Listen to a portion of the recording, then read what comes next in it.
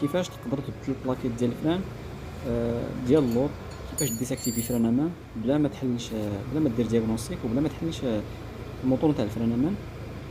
هذه مرسيدس سي 220 تيب 206. تبعوا مع الفيديو حتى الاخر باش تستافدوا. اول حاجه غادي نجيو، غادي نشعلوا الكونتاك، غادي ندير النقشه الاولى في الكونتاك ماشي الثانيه، النقشه الاولى بحال هكا كي تشوفوا معايا. وغنجيو لهاد البوطونه هادي اللي على اليسار نبركو عليها 10 ديال الثواني، وغادي نحسبوا 1 2 3 10 ديال الثواني. ملي تقضى 10 ديال الثواني غادي نحيدو يدينا عليها وغادي نوركو على اوكي في البلاصه 10 ديال الثواني عاوتاني نفس الشيء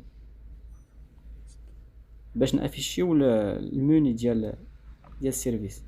غنحيدو يدينا وغيبان لكم هكا هاد الموني هذا فيه كلشي، فيه لي بلاكيت، فيه فيدونج، فيه كلشي. غنمشيو رومبلاسمون غارنيتور فران، غنسيليكسيونيوها نديرو عليها اوكي.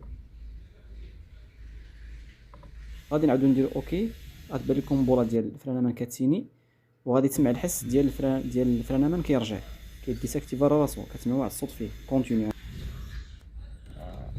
صافي. وكتبدل البلاكيت عادي، كتقرص على السيلندر عادي. ومن بعد عاد ملي كتركب البلاكيت كتجي كتعاود دير غير اوكي، كتجي هنايا كدير اوكي باش تكيتي مود مانتونونس اوتوماتيكمون.